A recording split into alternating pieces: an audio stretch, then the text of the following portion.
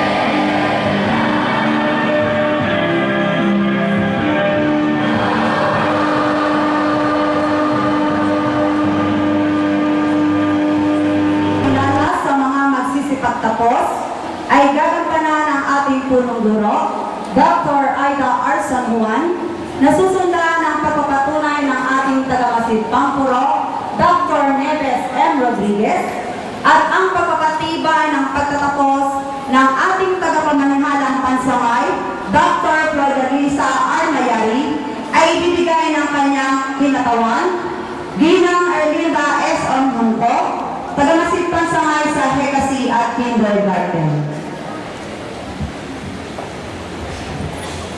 Isang magandang umaga sa inyo lahat, sa mga batang magsisipagtapos, sa mga magulang at sa mga guro ng Genti de Leon Elementary School. Bago ko gampanan ng aking tungkulin, ay nais ko muna ipakilala sa inyo ang ating mga panauhin. Elementary School, sige ang Adel Palustanyas ng A. Mariano Elementary School, si Dr. Rosita Agustin ng Paso de Las Elementary School, si Gina Lalita Riñera ng Silvestre Lazaro Elementary School, Professor si Dr. Nieves Rodriguez, ang ating pogi batang-bata at lagi kong kaagapay dito sa ating paaralan, si ating Kapitan Bong Perez, ang ating kapatid na taga-Genti. Alam niyo na kung bakit nandito siya? Si Gina Ken Mary Ann Manalaysay. Ang ganda naman. Okay. Ang ating mabait, masipag sa barangay din natin. Ang division supervisor ng Hekasi, si Gina Erlinda Sabino Onhungko.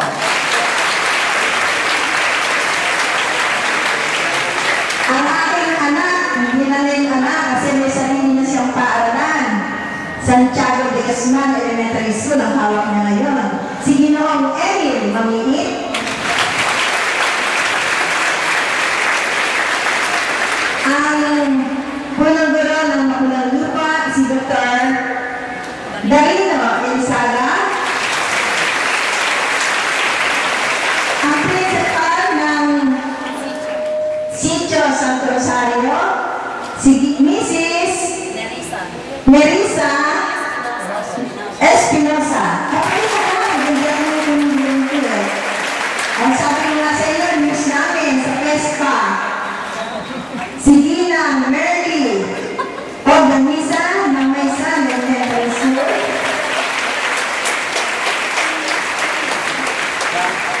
Ang ating kapatid, tiga-Matalas, no? Si Ginoong Johnny Tan. Ako dito. At ang pinakabida, yung